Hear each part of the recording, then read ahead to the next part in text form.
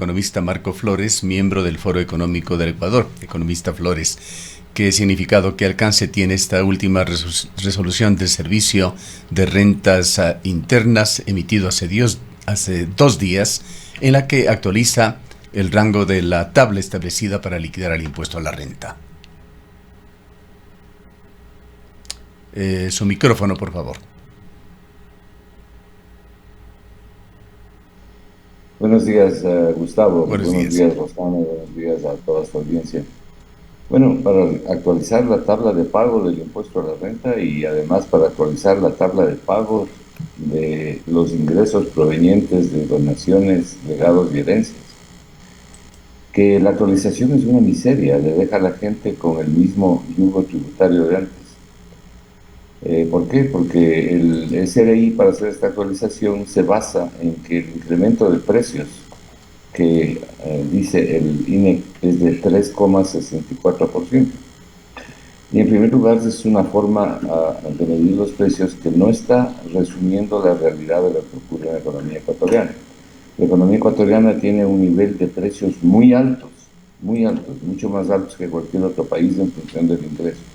Por eso es que este es un país extremadamente caro.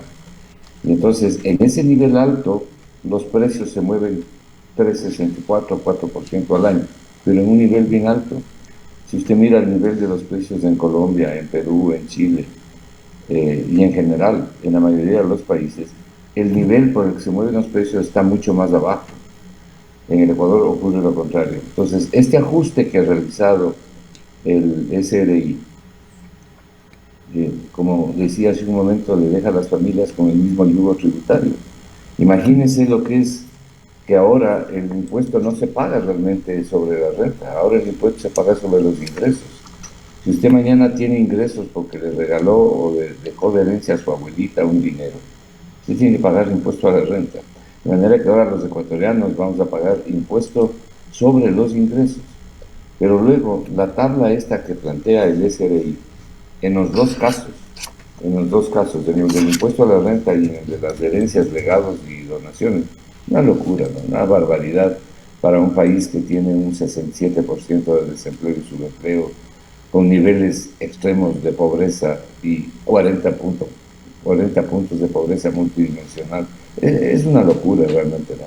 Es una locura. Este es el producto de la famosa reforma tributaria que no se pudo derogar y que estableció en definitiva que ahora la gente, sobre todo las personas naturales, los profesionales y las personas en relación de dependencia van a recibir una verdadera paliza. Los servidores públicos y los servidores privados en relación de dependencia y todos los profesionales que realizan servicios públicos, los médicos, los abogados, los odontólogos, los arquitectos, etcétera. Y lo que van a hacer es trasladar en todo o en parte ese costo a los consumidores, que somos todos los demás. ¿Por qué? Porque se eliminaron, que esto que debe tener conciencia la gente. Esto ya lo habíamos analizado en el pasado cuando ocurrió con Gustavo, lo analizamos con ustedes. Se eliminaron todas las deducciones tributarias, todas las exenciones que habían por salud, por educación, por comida. Y esto se resumió en una deducción tributaria de $500. Es decir, el golpe para las familias ecuatorianas de clase media es inmenso y es mucho más grave en la actual situación en que se encuentra el país. ¿Por qué el 2023 la reforma tributaria lo decidió así? ¿Estos efectos se los ven ahora, este corte de las deducciones para los contribuyentes? Porque de acuerdo a la ley, cuando usted establece un cambio tributario, un cambio a las disposiciones tributarias legales, se aplica a partir del año siguiente, no se aplica durante el año corriente. Esta reforma tributaria no es ninguna reforma tributaria, esto lo que hizo fue subir en definitiva los impuestos. Aquí se llama reforma tributaria el incremento de los impuestos. Lo dijimos extensamente cuando esto ocurrió, épocas del señor Cueva, que es el inventor de esto junto con el Fondo Monetario. Se aprobó esta reforma tributaria en el Congreso y evidentemente la aplicación es ahora a partir de enero 1. Entonces, cuando usted pague el impuesto a la renta, que tiene que pagar el impuesto a la renta del año 2022, que tiene que pagar entre enero y marzo del año 2023, Usted ahora tiene que pagar en función de todos sus ingresos. Ya no es solamente el impuesto a la renta. Pero la segunda parte es la peor. La segunda parte es que usted tiene que pagar de todo lo que se mueva, los ingresos que tenga de todo lo que se mueva, digo, es lo peor la segunda parte porque se eliminan todas las deducciones que habían antes. Antes usted podía deducir una cantidad por salud, otra por educación, otra por alimentos. Habían varios rubros con lo que la gente podía defenderse. Y todo eso se ha eliminado. El señor Cueva eliminó esto con el aplauso del Fondo Monetario. Por eso es que los que festejan son los economistas del gobierno y el Fondo Monetario. La paliza Ahora, recibe ¿qué los es lo que sucede por otra parte, economista Flores, con los ingresos? El Servicio de Rentas Internas ha dado informaciones hablando sobre el éxito de su gestión con una recaudación récord de más de 17.000 millones de dólares. ¿Qué significa esto para el Estado? Y por otra parte, se han dado restricciones para disminuir ese tamaño del Estado, para disminuir el gasto, tema que fue muy criticado por el presidente Lasso. Yo veo siempre sus entrevistas y veo que entre sus entrevistados usted tiene economistas que siempre le dicen hay que reducir el tamaño del Estado. Suena bien, ¿no? Aparentemente suena bien, pero por lo menos hay que revisar las cifras. El tamaño del Estado con una economía congelada, es decir, con un PIB que no crece lo suficiente, se ha reducido del 44% al 38%.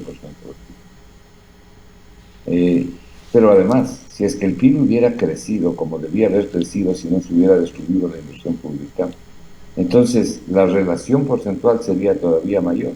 Pues la razón es muy simple, porque si crece el denominador donde esté el PIB y arriba tiene usted el gasto del Estado, si crece el denominador, la relación, y usted es ingeniero y tiene una mente matemática, la relación porcentual sería menor.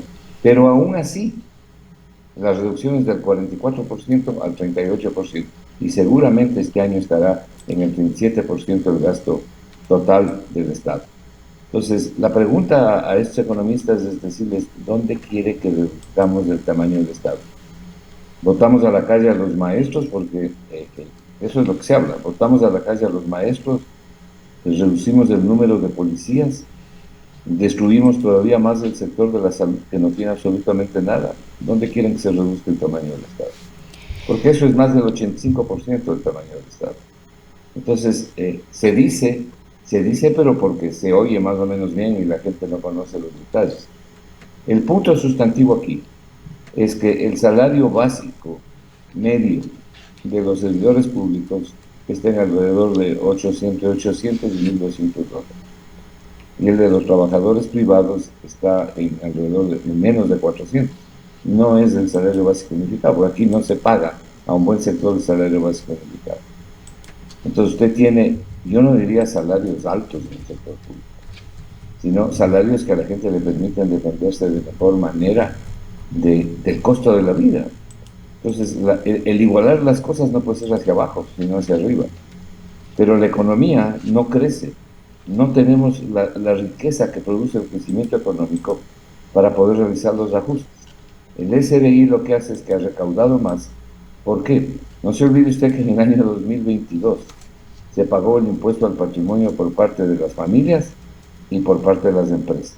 En el año 2023 tienen que pagar todavía el impuesto al patrimonio de las empresas, pero además la subida sustantiva por las dos causas que le señalo, Gustavo, porque las tablas empeoraron para los contribuyentes y mejoraron para los recaudadores de impuestos. El incremento sustantivo del pago de impuesto a la renta en las personas que realizan su pago de impuesto en el año siguiente, o sea, en el año 2023, lo sienten ahora. Pero hay deducciones que se venían haciendo en el 2022. Entonces, por eso el SBI ha recaudado más. Porque no recauda más por el crecimiento económico. Si usted tiene un crecimiento económico como el que va a tener el Ecuador, que es el que dice el Banco Central, con generosidad de 2.7, no tiene dónde sostener el incremento de los impuestos. El incremento de los impuestos, más bien dicho, el incremento de la recaudación. El incremento de la recaudación se da por incremento de impuestos, que es sin duda lo que estamos conversando, y en algo por un incremento del Producto Interno Bruto de por lo menos 2.7%, que es menos de lo que el Ecuador necesita crecer sostenidamente todos los años. Ahora, El bote para las familias de clase media es enorme, es enorme. Pero la gente, como aquí la gente vive en la inacción y la gente vive... Miren, la primera reacción que ha habido esta mañana es de ustedes en Cuenca, porque la gente en Cuenca tiene otro grado de conciencia. ¿Hasta qué porcentaje de los ingresos tendrán que ir al servicio de rentas internas? Hablemos de estos límites, del orden de las personas que en relación de dependencia ganan entre $1,500 mensuales. Bueno, hay una tabla para eso, ¿no? La tabla está publicada, hay diferentes rangos, ¿no? Esta tabla, yo la tengo aquí, comienza en realidad entre los que ganan $11,722 al año. Esto es unos $980 mensuales. Ahí ellos no tienen que pagar, pero si usted gana entre 11.722 y 14.935, ahí ya tiene que pagar 5%. Pero mire lo que ocurre al final de la tabla, que es una verdadera locura que no tiene ningún país. Quienes ganan 103.644 en adelante tienen que pagar de impuestos 24.000 y pico de dólares, es decir, un 24%. Sí, ¿desde qué valor nos dijo, si nos repite? Sí, una locura. Esto tiene un impacto grave en la inversión.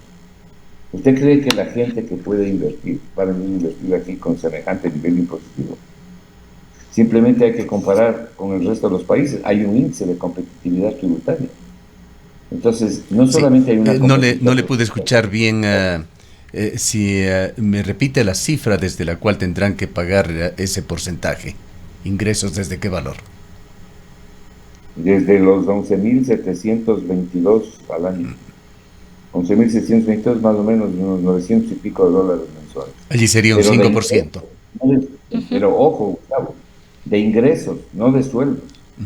Es decir, sumando todo lo que usted tenga. Si tiene ahorros, si tiene regalos, si tiene herencias, y usted tiene 11.722 millones al año, $11.722 al año, tiene que pagar el impuesto a la renta en esta nueva tabla. Por eso le digo, es un impacto brutal para la clase media y para las personas en relación de dependencia. Ahora, economista Flores, efectivamente, como usted ya comentó, esta ley derogatoria de este proyecto del Gobierno Nacional, de esta ley fiscal en el contexto de la COVID-19, fue vetada por el presidente de la República. Esto quiere decir que la Asamblea Nacional no puede volverla a tratar al menos dentro de un año. Nos preguntamos si es que efectivamente esta decisión del presidente responde a lo que en esta carta el Ejecutivo explicó, que la Asamblea Nacional no tiene competencia ni potestad para emitir leyes o normativa en materia fiscal, o en este caso la derogatoria. ¿Es realmente así? ¿No puede la Asamblea Nacional, de acuerdo a la normativa, plantear una derogatoria para esta ley? Hay que esperar la respuesta de la Corte Constitucional. Aquí hay dos cosas graves. La primera, la que usted señala, hay que esperar un año para volver a tratar la derogatoria. Pero si la Corte Constitucional dice que lo que hizo la Asamblea es inconstitucional, nunca más en la vida se puede volver a tratar. De manera que lo que diga la Corte Constitucional es extremadamente importante. Ahora bien, lo que tendría que hacer la Asamblea, pero el Ejecutivo lo va a vetar, ¿no? El Ejecutivo lo va a vetar, es generar una nueva ley. El problema es que el Ejecutivo lo va a vetar. La paliza para las familias ecuatorianas, nadie va a librar a la gente de la paliza. Ahora, contrastemos, economista Flores, con lo que pasa con las empresas y centrémonos en aquellas que han recibido una, diríamos, enorme atención del gobierno. El gobierno ha presentado proyectos pro-extractivistas con planes de incentivo para la inversión minera, petrolera en Ecuador. ¿Cómo se encuentra este tema en cuanto a pago de impuestos? ¿Qué ventajas han recibido, por otra parte, las empresas petroleras, las empresas mineras? ¿Cuál es la aplicación de deducciones, de exenciones para estas empresas que deberían pagar supuestamente impuesto a la renta en el orden de un 23%. ¿Qué es lo que ha sucedido allí? Que el impuesto que van a pagar por obra y gracia del gobierno lo bajaron del 23 al 5. ¿Por qué?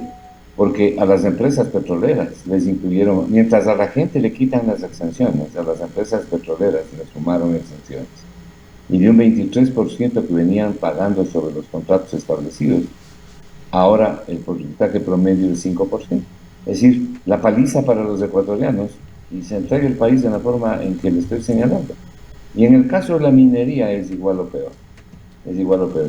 Mire, en el caso de la minería, el problema ya comenzó en el año 2018, con el inefable Martínez. La minería tenía una ley de pago de impuestos sobre ganancias extraordinarias. Martínez lo primero que hizo fue pedir a la Asamblea que elimine la ley, y se eliminó la ley a las ganancias extraordinarias para favorecer exclusivamente a un sector en desmedro del resto. Pero lo más grave no es eso, que ya es grave. Lo más grave es que la minería aquí, ¿cuánto es lo que le deja al Estado? La gente no sabe, la gente vive engañada. 45, 60 millones de dólares al año. Es cuestión de que entren a la página del SRI y vean cuánto recauda el SRI por minería. Pues.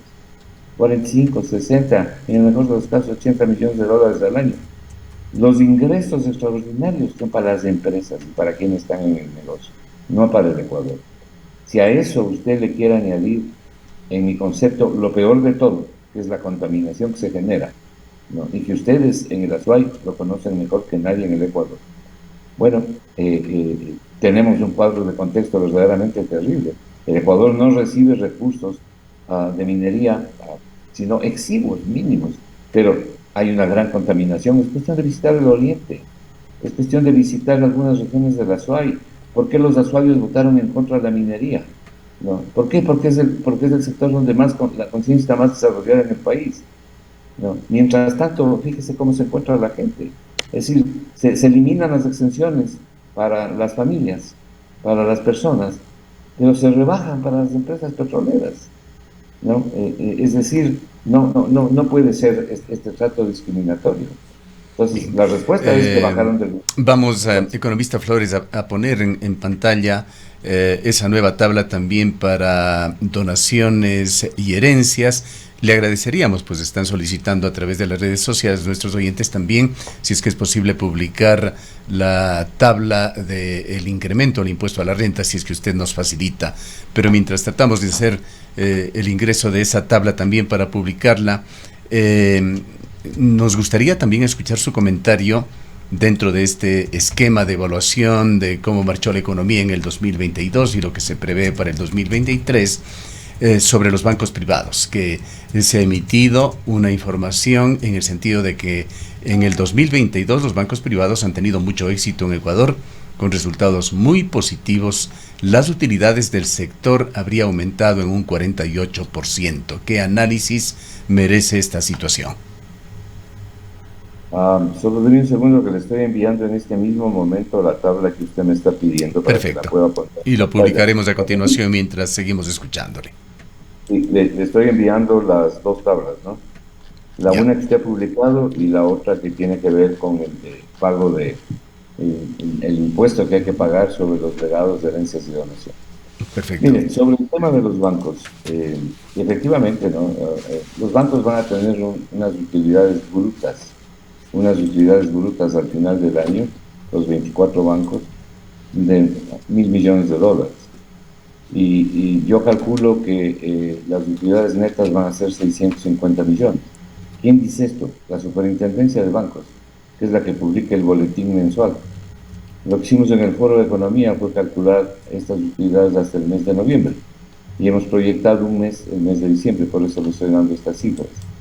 De manera que son utilidades realmente récord que está recibiendo la banca, ¿no? Y que las recibe por su gestión y por el costo de los servicios. Así no hay duda. Ahora, en diciembre puede ocurrir una cosa, ¿no? Puede ocurrir que los bancos castiguen utilidades, ¿no? Y provisionen, y realicen provisiones, como hizo el Banco del Pacífico el año pasado. El año pasado el Banco del Pacífico sobreprovisionó utilidades y sobreprovisionó cartera y tiene una sobreprovisión enorme el Banco del Pacífico. Como consecuencia de eso, las utilidades del Banco del Pacífico el año pasado fueron mínimas. Ahora, el Banco del Pacífico tiene utilidades sobre $100 millones. El punto central aquí sobre el tema de la banca, los 24 bancos, es que las utilidades están concentradas en 7 bancos de los 24, y más concretamente en 4 bancos de los 24. La mitad de los bancos tienen utilidades mínimas, mínimas. Son los bancos más grandes, en definitiva, los que tienen mayores utilidades, como le acabo de señalar. Esta es la publicación que pertenece, como digo, a la Superintendencia de Bancos. Ahora, este no es el único sector, ¿no? Aquí hay ciertos sectores que, cuando usted tiene, Gustavo, un crecimiento económico tan pobre como tiene el Ecuador, ese crecimiento no alcanza para la población, alcanza para muy poco. Entonces se queda en la cúspide de la pirámide poblacional. Eso sucede en todas partes del mundo cuando usted tiene una política económica como la que tiene en el Ecuador. Entonces los beneficiarios de ese crecimiento económico hacen grandes ganancias, pero son los que están en la cúspide de la pirámide, en la cima de la pirámide. El resto de la gente no se beneficia de un crecimiento económico pobre, pequeño, ¿no? Y no hay en economía, ¿no?, una filtración por derrame o por goteo de los beneficios. Ese es uno de los cuentos neoliberales, como tampoco hay la tal mano invisible, porque si hubiera la mano invisible aquí no hubiera 40% de pobres, ¿no? Entonces, el crecimiento sirve para que hagan grandes ganancias muy pocas las grandes distribuidoras de comida, grandes distribuidoras de medicinas, las cadenas de medicinas, los bancos y así algún otro tipo de negocios, ¿no?, que florecieron mucho más en los últimos tiempos. ¿Cómo está el sector exportador, economista?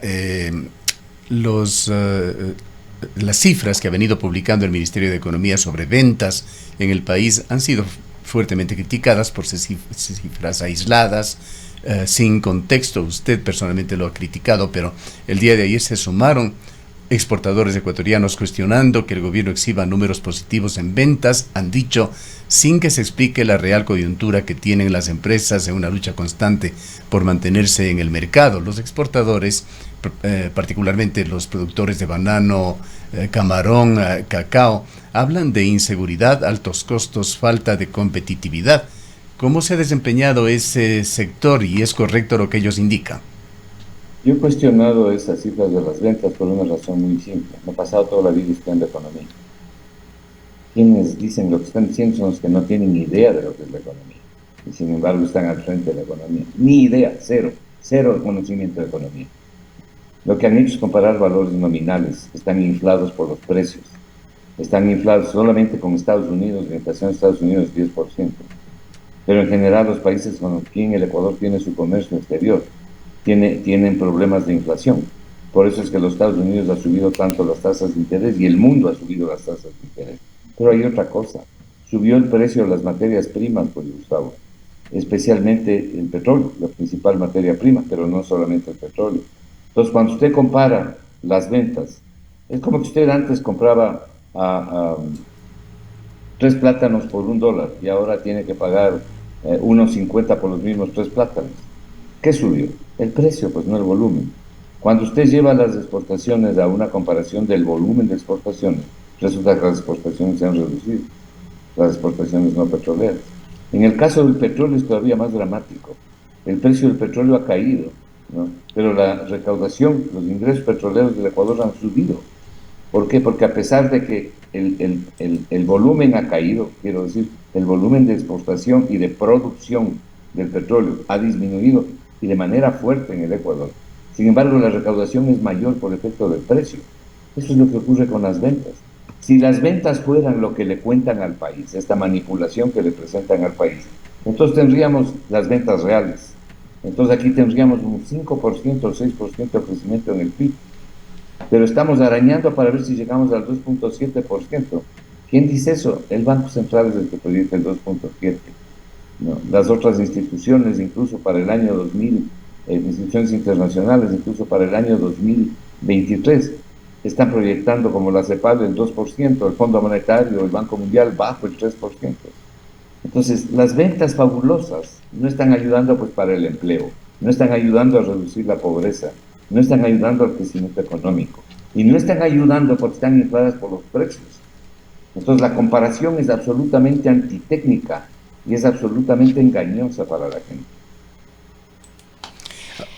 Sí, economista, sí, más bien yo quería también tener alguna opinión suya respecto de estas enormes ganancias de la banca. Se habla de que el Banco del Pichincha, el del Pacífico, que se está queriendo vender, ha tenido una ganancia de $100 millones en este año que cierra, y el tercer banco con mayores ganancias precisamente es el Banco de Guayaquil. Se habla de que ganaron $603 millones solamente en el 2022. Sus utilidades son de más del 48%. Bueno, sí, esa es la realidad que hemos comentado ya, y son las cifras que ha publicado la Superintendencia de Compañía. Sí, esa es la ganancia de los bancos. Uno se sorprende quizás si con esta ganancia del Banco del Pacífico la intención es venderlo. Pero mire usted una cosa, aquí hay un punto sustantivo. Usted tiene 24 bancos aquí. 4 bancos tienen utilidades por $500 millones. 5 bancos, y si usted suma los 7, si usted amplía de 4 a 7 bancos, entonces usted va a ver que más allá del 60% de las utilidades están concentradas ahí. Y lo mismo ocurre con el volumen de crédito y el volumen de depósitos. El 60% de todos los depósitos y el nivel y el volumen de crédito están concentrados también en la cúspide de la pirámide bancaria. ¿Por qué? Porque el Ecuador tiene un mercado oligopólico, nada competitivo.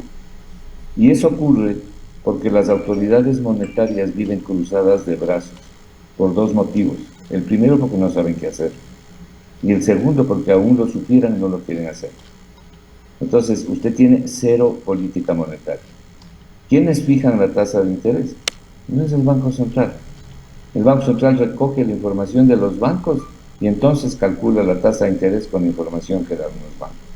Entonces, usted tiene aquí un mercado evidentemente oligopólico, pero no es de ahora, ¿no? Esto viene desde hace muchos años. Lo que pasa es que usted tiene una economía que como nunca ha concentrado los beneficios. Esta economía no se abre al resto, no se abre al resto de empresas, no se abre al resto de familias, se concentran los beneficios en determinados sectores. Como el que le acabo de decir, el bancario no es el único. Mire lo que pasa con el sector de distribución de medicinas, con los sectores que distribuyen comida, por señalarles simplemente 3 sectores. Paralelamente se da algo insólito. Mientras a la gente le están crucificando con los impuestos que acabamos de comentar, en este momento, mientras estamos conversando, hay $1.900 millones de deudas en firme, es decir, que están fuera de discusión, que no le pagan al SRI. Entre y mire quién no le paga al SRI, porque el SRI ha publicado en su página web. Y aparte de eso, hay otra cantidad de deudas en discusión en litigio, pero en firme 1.900. No se olvide usted que en el año 2019, el ministro Martínez desesperadamente favoreció las remisiones tributarias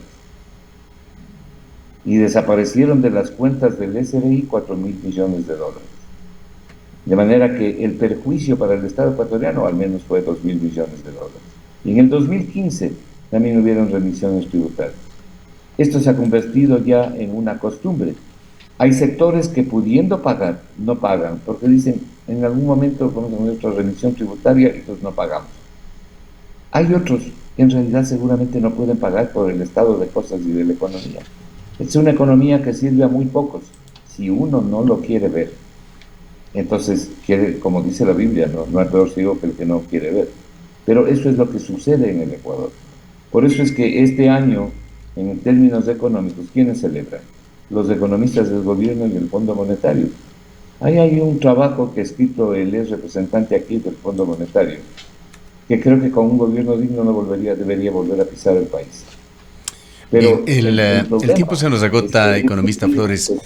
Y vamos finalmente a poner en pantalla la tabla nueva, de acuerdo con la resolución del SRI sobre el impuesto a la renta. Mientras le ponemos otra inquietud, vamos a exhibir esta tabla para nuestros oyentes. Allí podemos ver que hasta el rango de 11.722 no se paga impuesto a la renta, entre 14.900 y 18.600, estos son ingresos anuales. se pagará un 10%, entre 18.000 y 22.000 un 12%, y así sucesivamente para quienes ganen no ya sobre la renta, 53 a 63.000 un 30%. Sí, algo nos decía usted, adelante. no sobre la renta. Antes era sobre la renta, ahora es sobre todos los ingresos Sobre que el se ingreso, reciben. correcto. Ya. En todo caso, está allí la tabla a consideración de El nuestros cambio, oyentes y le preguntamos a usted, economista Flores, ¿todo es malo en esta tabla? ¿Qué se puede decir sobre el principio de equidad? Los rangos bajos pagan menos como porcentaje, los rangos más altos, 53.000 anuales, etcétera, pagan 30 y hasta el 35 y 37% quienes tengan ingresos de $103.000. Esta sería una pregunta, su comentario sobre el también es una principio de tabla. equidad en esta tabla. Y la otra que también quisiera conocer su punto de vista es sobre qué pasa, mientras tanto, con los indicadores de calidad de vida de las familias ecuatorianas. A ver, sobre esta primera tabla que usted ha puesto aquí, usted ve que la gente tiene que pagar impuestos a partir de un ingreso de $11.722 al año. Eso es menos de $1.000, más o menos, a ojo de buen cubero, $980, ¿no es cierto? El que tiene ingresos, ¿cuáles son los ingresos? Los sueldos y salarios, los regalos, las herencias, las donaciones, incluso el SRI dice los hallazgos. Si usted se encuentra algo, también tiene que pagar impuestos. Antes del impuesto se pagaba sobre la renta, ahora es sobre los ingresos. Ese cambio es terrible para la gente. Pero luego viene el segundo cambio. Esta tabla que usted ve es una tabla de pagos muchísimo más fuerte que la tabla de pagos que había anteriormente. ¿Por qué?